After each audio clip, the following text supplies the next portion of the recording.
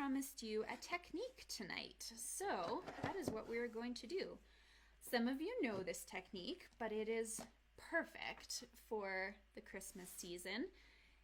And we're using the little Have a Hoot stamp set because he is adorable and I love him. So that's what we're going to use for this project. And we're making note cards tonight, okay? So we're making this little Owl I Want for Christmas Is You card. And why I chose to do note cards was these little images are so tiny that they would look beautiful on a large card, but it would mean a lot more sponging for you, and you can make a lot more of these. You can actually get 4 of them out of a piece of card base instead of 2, okay? So these are super, super fun, and let me show you how we're going to make that. So what you need to start with is a piece of Misty Moonlight cardstock, and I'm going to preamble this in the fact that I'm sure not all of you own this stamp set, and that's totally fine. So the technique I'm showing you to make the moon, you can do with any single stamp you have, okay? So one of the ways that you're going to earn entries into our draw ballot by next Thursday is for you to make a card using this technique. You do not need to use this stamp set or these colors. You can use whatever colors you want. You could make a sunset, you can make, you know, a green kind of Northern Lights background. You can do whatever you want, but it has to be this size of note card. So I'm going to give you the measurements and I will post them, and I want to see your pictures, okay? So let's do this. We've got a Misty Moonlight card base. It's going to measure 4 1/4 by 5 1/2. And you're putting a score mark on the 5 1/2 side, the long side, at 2 3/4. So this folds right in half like so, and it's our cute little base. For the inside, we of course want something to write on. So I've cut myself a piece of Whisper White, and that is going to measure 4 inches by 2 1/2. Okay? And that would just go on the inside of your card. Now to work on the outside here, I have added a background piece of silver just to kind of make my card pop out a little bit. Before you put your silver on the card, cut something out of the middle space because you don't want it to go to waste. No one is seeing this middle space of your silver, but you could get at least 2 snowflakes out of there or a nice tag. Don't let it go to waste, okay? But you need to have this measure 4 inches by 2 1/4 as well. And I did pop that up on dimensionals, if you're wondering, okay? But the piece that's most important right now is actually a piece of Whisper White. And it doesn't look like I have Whisper White here, but that's what this started out as. You don't want to attach it right now because we need to do a lot of sponging on top there. So this guy, you can have a bigger border of the silver if you want, but I thought it looked really nice with the subtle measurements. So this is 3 7/8 by 2 1/8. Okay, so that's what we're going to use for our base. And you need sticky notes of some sort and a circle punch. It does not matter what size, just something close to 1 3/4. We don't have a lot of circle punches anymore. We have a great assortment of dies, which would work just fine. Even a stitch die is just fine, but something roughly this size, 1 3/4, okay? So grab yourself a Post-it note. This is a masking technique. And make sure you get some of the sticky part of the Post-it, okay? If you cut straight in the middle, then it's not giving you any hold.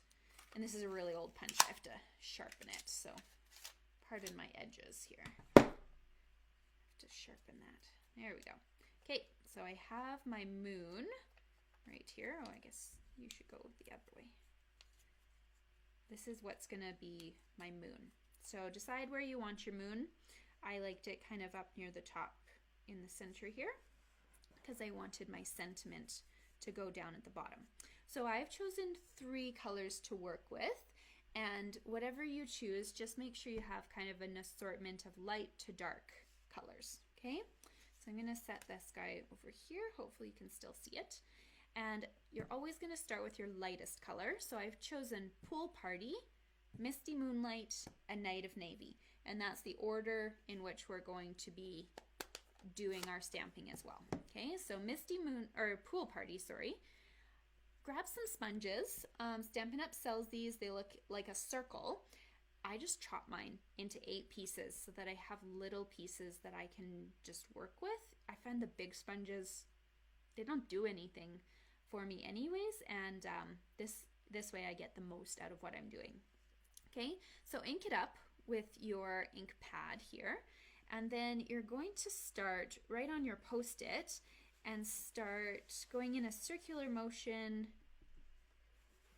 around where that post-it's sitting. Okay, so you want to lay that color down really nice and heavy, because remember, it's going to be a really stark contrast to the white of the moon that we're covering up. Okay, so lots of Pool Party, and I like just starting light and then going and adding some more color as I'm working. So really, really dark right close to the post-it, and then you can even rub some of that extra off in the empty space around what you're doing. Okay, so here's your Pool Party. It's going to be the most subtle of all, but it does really blend nicely with the Misty Moonlight, so you're going to want to keep it. Okay, so Pool Party. Now we're going Misty Moonlight next. And one thing that you'll notice if you're throwing things, if you're sponging, is sometimes you get a weird line if you kind of just put your sponge down straight on the card. So I like to have some messy cardstock, or this is the craft liners from our DSPs, just on the outside. So I actually start doing my circular motion kind of off of the card, and then I bring it onto my white paper. Now, go over top of some of your Pool Party. Don't go right to the edge of the post-it. You want to leave just a slight little border that's purely the Pool Party color, but we also want to have a nice line that's a mix of the Misty Moonlight and the Pool Party color, and that's how it looks like we have way more tones in the card than we actually do.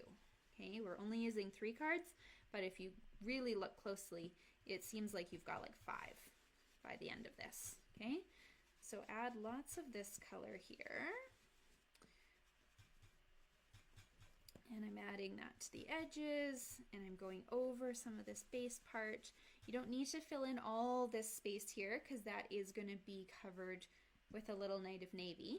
But you want a little bit of space that's kind of sacrificial, I guess, for the navy to take over as well and mix. So last color, Night of Navy. And here's what I do usually is just one of my punches. If you have a circle punch, or I had this little tag, I punch out the coordinating cardstock color and staple it to my sponge, so then I know exactly what color the sponge is for my storage. So these ones, Misty Moonlight's a new color, and then I couldn't find my Pool Party for some reason. So same idea with the navy. It actually looks very similar to the Moonlight from where you guys are standing, but when you're up close, it does have a different shade.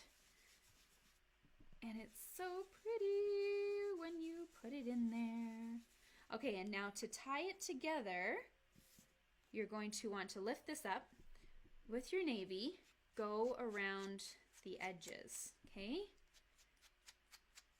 You can kind of go at an angle, and you want to make these edges all navy color, okay?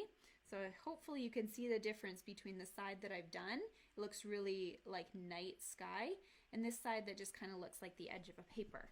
So go around the whole perimeter with this navy color, and this ties your card together just beautifully. Okay, and the nice thing is you can always go back and add more colors if you're not happy.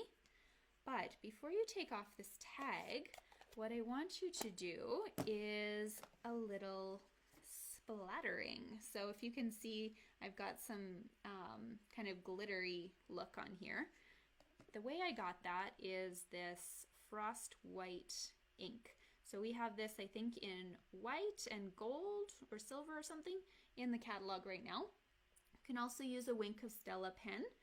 That would help you as well, but I like how thick this stuff is. So move everything out of your way because you're gonna get a little inky, but it's worth it. You can use a wet paintbrush or I have the aqua painter here. So before you use this, just shake, shake, shake. This will not only mix up the paint inside, but it will also leave a little bit on the lid for you. And that's actually what we're going to use with our pen. Okay, so squeeze your pen until you've got like a drop of liquid coming down the pen. That's how you know it's wet. Pick up some of this beautiful shimmery, look, it's like a pearl color. Can you see? No, I'm out of focus. There you go. And then what we're gonna do, it's called just a tap technique. So I'm gonna just tap here. And the further away from your card, the softer your tapping look will be. If you want some of these big blotches, you're gonna go right up to that card and try and get that on there. Okay, so you can grab a little bit more if you notice you're running out. And try and get, I really like the big blotches actually, they look really cool. But hopefully you can see just how that has changed the background of our card. Okay, so it's really, really fun. And then do make sure to wipe this off, probably on a Kleenex. I'm just gonna actually grab one of those. Because this is paint, you don't want it to dry. You really, really want to get all that excess off, and then even go so far as to scribble onto your scrap piece as well. Get rid of as much of it as you possibly can so it doesn't dry in your brush, okay? And then go ahead and put that away. So I just have water in here, and that's the easiest medium for you to use with this frost white. The Wink of Stella pens, of course, would have rubbing alcohol, and that would dry a little quicker, okay? So the reason I've also kept talking is because we want to give this water splatter a chance to dry, but I feel confident that I can hopefully not smudge it as I continue on, okay? So what I'm going to do next is stamp my little owls. So I want to use an ink that won't bleed if it's a little wet here, and that of course is my Memento. Okay, so ink up your little owls in the Memento, and you're gonna want to get these owls as close to the middle of your moon as you can. There we go. And while you have the Memento out, you can also go ahead and add our sentiment. So you can choose whatever sentiments you want. There's Owl I Want for Christmas Is You, Merry Christmas from Owl of Us, and then there's some cute Halloween owls. But I wanted the Owl I Want for Christmas Is You, and that just goes right under here. Okay, and now it is time to color. So this is pretty quick, so I'm gonna go ahead and do it. But the colors that I used for the little mistletoe, I used the dark cherry cobbler. I used blends for all of these. So dark cherry cobbler, dark shaded spruce,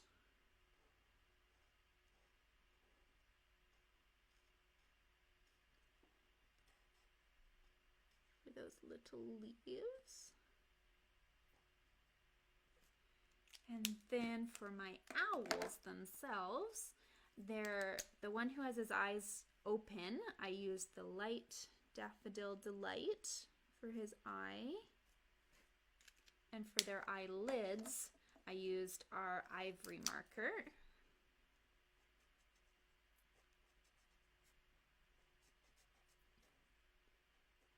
And then we want orange for the beak and the feet. So this is the dark pumpkin pie.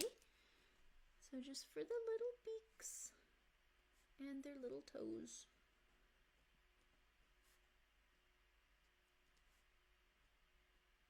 Like so.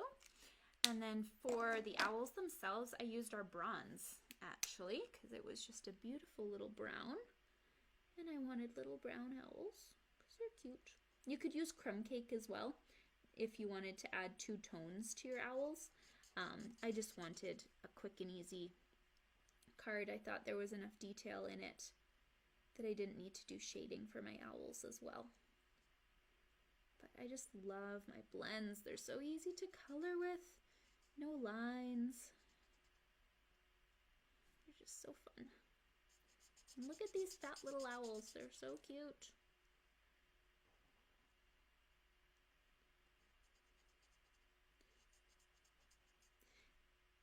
If you wanted to go back later, you can always bring in the crumb cake markers and add some detail too. But I just thought the bronze was an easy marker to do.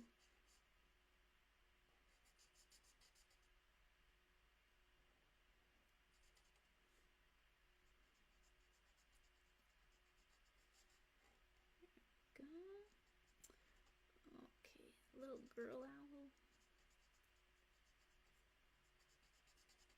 Perfect. Okay, and then the last thing that you'll notice on the card is the branch. So what I did for that one, I wanted it to kind of have a moonlight look. So I took my black blend, the darkest one, and I colored the branch in once, all black. Okay. You're probably gasping because we never color things in all black, but it just makes it look spooky, little or mysterious, just perfect for the moon. Okay, and then you can either leave it like this, or you can take your dark shaded spruce and go over the black, and it just gives it the tiniest little green tinge, but it kind of brings it to life a little bit. It doesn't look so menacing or so plain, and of course the pine boughs are kind of greenish anyways, right? So it just, it's subtle, but it just ties your card together a little bit, okay? And then once you have that done, you can go ahead and, of course, we've dimensionalized this silver piece, and now we're just going to add adhesive and put this one on straight, okay? Like so. So